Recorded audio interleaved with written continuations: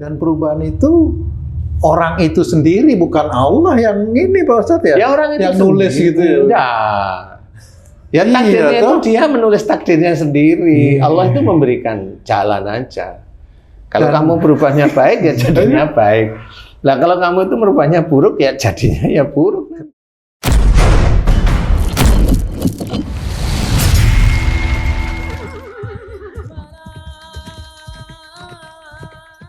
Bismillahirrahmanirrahim. Assalamualaikum warahmatullahi wabarakatuh. Waalaikumsalam warahmatullahi wabarakatuh. Amin ya rabbal alamin. Para pemirsa dan sahabat beriman dimanapun berada, kita jumpa lagi di Ustadz Danu Official Channel. Semoga kita selalu dalam lindungan Allah Subhanahu wa Ta'ala. Amin ya rabbal alamin. Pada kesempatan kali ini kita akan ngaji lagi bersama guru kita semua, Pak Ustadz Danu. Assalamualaikum Pak Ustadz. Waalaikumsalam warahmatullahi wabarakatuh. Amin ya rabbal alamin. Pak Ustadz mau nanya nih Pak Ustadz.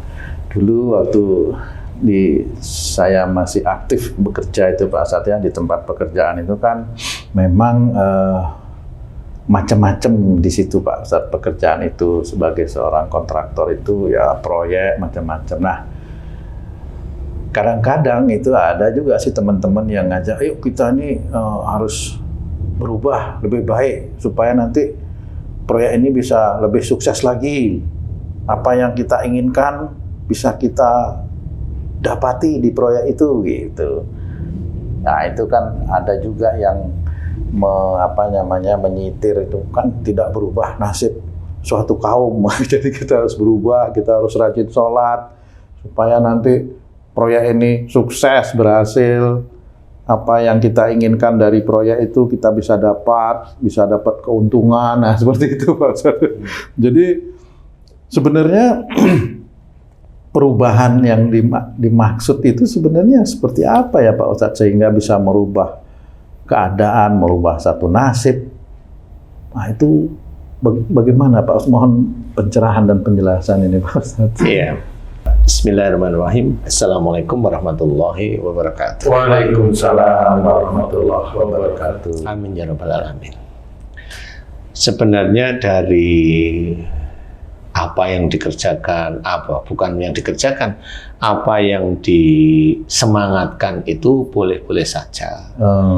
Jadi mau merubah nasib agar dapat proyek, iya betul. Kemudian punya keuntungan, nah itu boleh-boleh aja. Sukses proyeknya, sukses gitu. Proyeknya selesai kan itu gitu memang ya, Pak Ustadz itu yang kelihatan lah.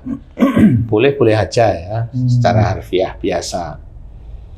Muamalah itu kan muamalah biasa. Muamalah ya. Nah, yang harus kita pikirkan di dalam melakukan aktivitas itu kan pada saat mau berubah diminta sholatnya dirajiin, ngaji atau apa, boleh aja. Memang anjurannya seperti itu. Jadi innallaha la yughayyiru ma biqaumin hatta yughayyiru ma bi anfusihim. Nah, itu. Sesungguhnya Allah tidak akan merubah nasib suatu kaum sehingga kaum tersebut merubahnya. Nah, kalimat ini sebenarnya kalimat penyemangat dan kalimat ikhtiar. Jadi penyemangat itu memang harus jangan ngokro, maksudnya seperti itu. Jangan putus asa. Seperti itu. Jadi penyemangat kalimat ini. Dan memang ini dikatakan innallaha sesungguhnya Allah tidak akan merubah nasib suatu kaum. Sebenarnya memang dari ikhtiar itu nanti Allah akan merubah. Nah, merubah ini, kalimat ini nggak cuma orang Islam tok. Jadi orang yang bukan Islam pun kalau dia itu berusaha berubah dari keterpurukan, bisa aja Allah memberi. Kaum itu yang dimaksud bisa ke perseorangan gitu Pak Ustadz. Ya kalau kaum itu ya kaum jelas, maksudnya iya. ayat tersebut itu bisa aja dipergunakan untuk perseorangan. Ya istilahnya boleh. Karena kan yang paling kecil kan ya orang itu sendiri. Sebenarnya. Jadi kalau waktu turunnya ayat tersebut kan memang betul ada kaum yang pada waktu itu terkena penyakit dan musibah lah istilahnya seperti itu. Jadi turunlah ayat tersebut sehingga kalimatnya dengan kaum sebenarnya itu dipergunakan untuk sendiri bisa. Jadi kalau mamanya mau bekerja kan sendiri, bukan kaum yang mau bekerja. Iya, Kan betul. seperti itu. Iya, Kalau iya. kaum mau bekerja ya TKI, nah itu kaum yang mau bekerja. Ya sama-sama mohon kepada Allah Ta'ala agar dimudahkan mendapatkan pekerjaan itu boleh. Tapi kalau personal ya boleh. Sebenarnya adalah semangat untuk melakukan aktivitas baik.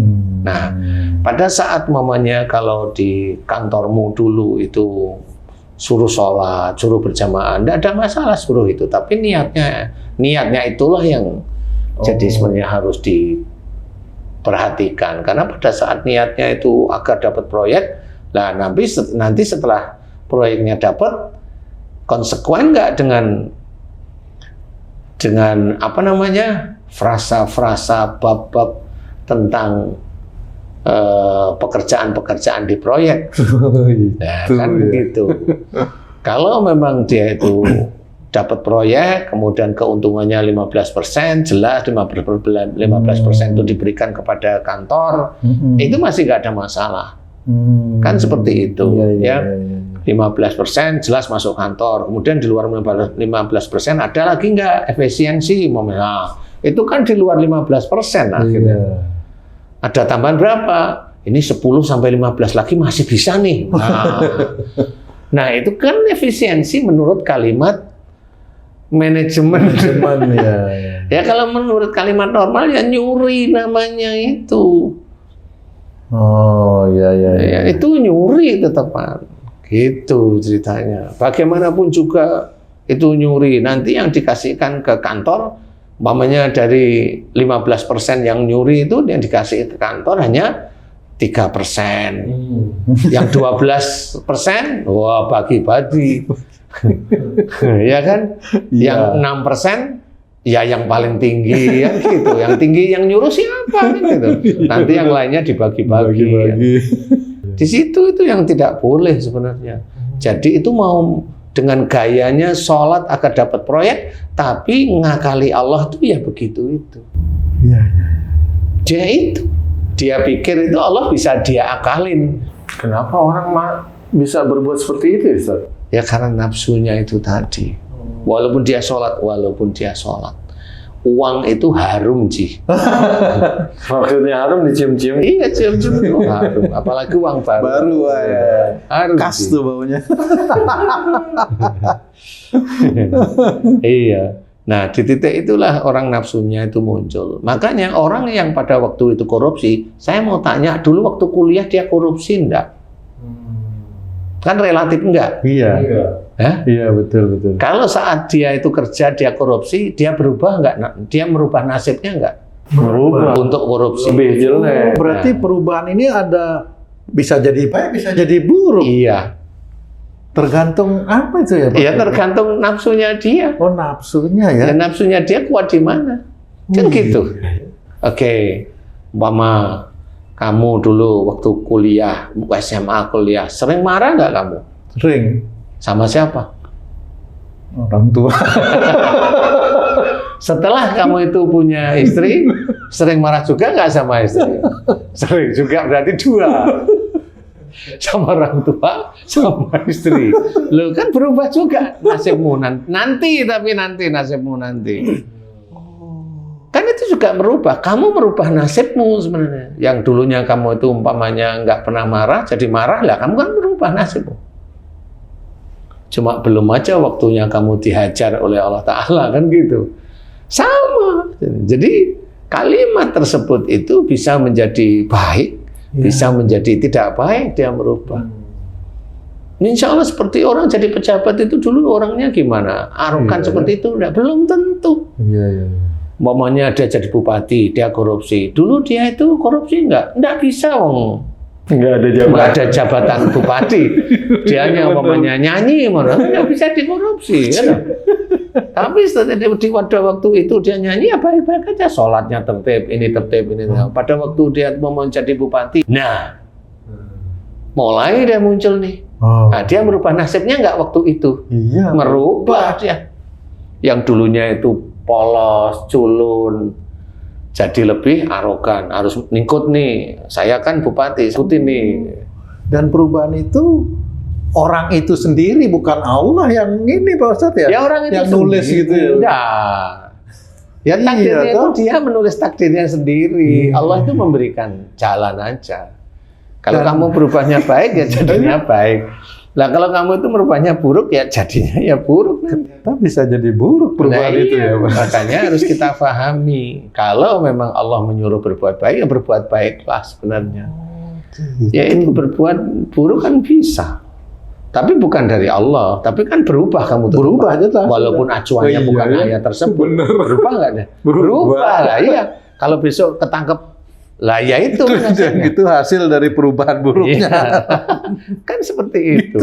Belum lagi nanti kalau dia sudah menikmati makanan yang dari harumnya uang tadi, Iya, iya, iya. udah dimakan sama istri, sama suami, sama anak, dia bertanggung jawab besok di akhirat.